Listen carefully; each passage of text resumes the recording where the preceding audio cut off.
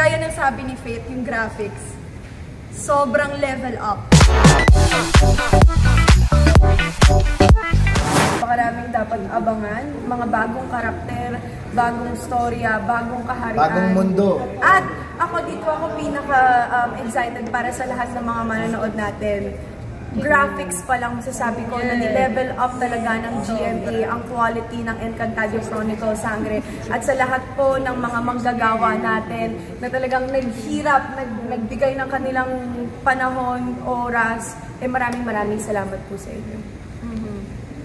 Ayun, so aside from that, syempre yung mga bagong characters natin, may bagong kaharian, which is yung Mine-Ave. At alam ko na maraming tanong na hindi pa nasasagot.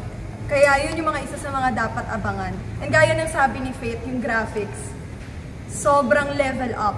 And alam ko na dahil doon, mas mararamdaman ng mga manonood natin yung magic ng Encantadia. Kakasilip lang namin ngayon yung mga establishing lang, grabe, nakakakilabot nakaka-excite para sa amin.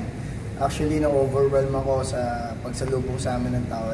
Plus, nung nakita namin yung establishing ng mga karya ng bawat elemento, isa lang masasabi ko, dapat nyo abangan kasi hindi lang ito about sa graphics, about din to sa paghihirap, sa lahat ng napakakulay na storya ng Encantadia Chronicles. Napakarami nyo rin mapupulot na aral. Ngayon, yung mga tanungan sa mga social media, masasagot yun kapag pinanood nyo na kasi ang dami nilang comments kahit hindi pa nila napapanood. So, para maging kampante yung mga utak ninyo, panoorin nyo na lang kasi sasagutin namin lahat yan kapag At malapit na po. Happy 20th Anniversary Encantadia Chronicles Sangre! Abisala Eshma!